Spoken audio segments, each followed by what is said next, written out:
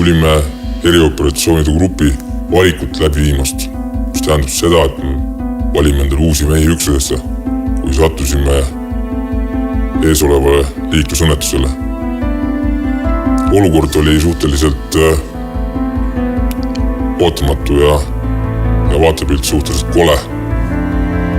Aga kogusime ennast kiiresti ja hakkasime inimestele abi andma ja ootasime kiirabi tulekut.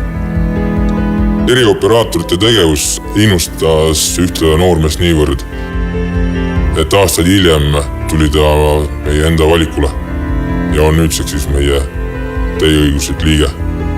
Eriväelaste spetsiifilised oskused inimesi organiseerida ning samuti väga hea meditsiini tundmine tuleks kindlasti kasuks kõikidele inimestele igas olukorras.